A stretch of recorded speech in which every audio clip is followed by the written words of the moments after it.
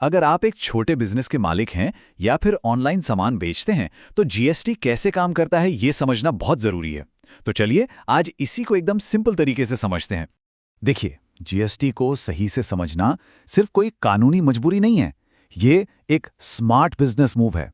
असल में एक कामयाब और भरोसेमंद बिजनेस बनाने का ये सबसे पहला स्टेप है। तो चलिए इसे ठीक से जान लेते हैं। तो सबसे बड़ा सवाल ये उठता है कि भाई जीएसटी रजिस्ट्रेशन करवाना कब जरूरी हो जाता है। इसको आसान बनाने के लिए ना 3 मेन सिचुएशंस हैं। चलिए एक एक करके इन तीनों को देखते हैं। अच्छा, तो पहला ट्रिगर है आपका सालाना टर्नओवर। मतलब अगर आप सामान यानी गुड्स बेच रहे हैं तो ज्यादातर स्टेट्स में जैसे ही आपका सालाना टर्नओवर 40 लाख रुपए को पार करता है, आपको जीएसटी के लिए रजिस्टर करना ही पड़ेगा। ये मैंडेटरी है। और वहीं अगर आपका बिजनेस सर्विसेज का है तो ये लिमिट घटकर हो जाती है 20 लाख रुपए। हाँ, एक बात का ध्यान जरूर रखिएगा, कुछ स्टेट्स में ये लिमिट अलग हो सकती है, तो अपने राज्य के नियम एक बार चेक करना बहुत जरूरी है।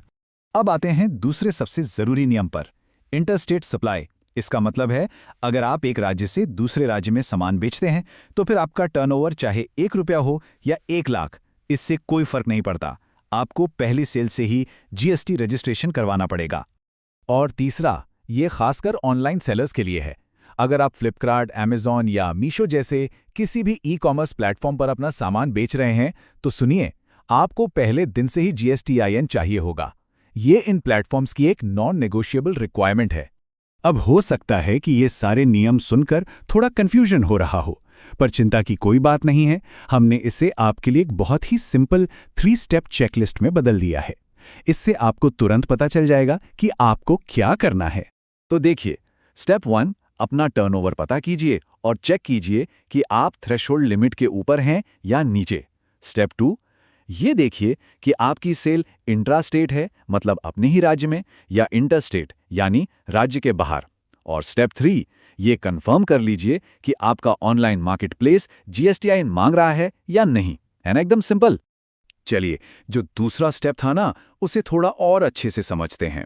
अगर आप अपने ही स्टेट के अंदर बेच रहे हैं, जिसे इंट्रा स्टेट सप्लाई कहते हैं, तो बिल पर 2 टैक्स लगेंगे, सीजीएसटी और एसजीएसटी। लेकिन अगर आप अपने स्टेट से बाहर किसी को बेच रहे हैं तो सिर्फ एक ही टैक्स लगेगा, आईजीएसटी। बस इतना ही है। तो अब आपको ये तो पता चल गया कि करना क्या है, पर यह जानना भी उतना ही जरूरी है कि सही रास्ता अपनाने और गलतियां करने में जमीन आसमान का फर्क है, और इसका असर आपके बिजनेस पर सीधा और बहुत बड़ा होता है। देखिए, सीधी सी बात है, जब आप सारे नियम फॉलो करते हैं तो सब कुछ मक्खन जैसा चलता है। ऑपरेशन स्मूथ रहते हैं, कस्टमर्स का आप पर भरोसा बढ़ता है और आप कानूनी पचड़ों से भी बचे रहते हैं। और दूसरी तरफ एक छोटी सी गलती और आपकी पेमेंट्स ब्लॉक हो सकती हैं, अकाउंट में दिक्कतें आ सकती हैं, और तो और भारी पेनाल्टी भी लग सकती है। चॉइस आपकी है। तो बॉटम लाइन क्या है? यही कि सही जीएसटी रजिस्ट्रेशन और उसका सही इस्तेमाल, ये सिर्फ एक कानूनी ज़रूरत नहीं है, ये असल में आपके बिजनेस को बिना किसी रुकावट के स्मूथली चलाने की गारंटी है। तो अब ये सवाल सीधा आपके लिए है। 1 मिनट रुक कर सोचिए, क्या आपका बिजनेस वाकई जीएसटी रेडी है?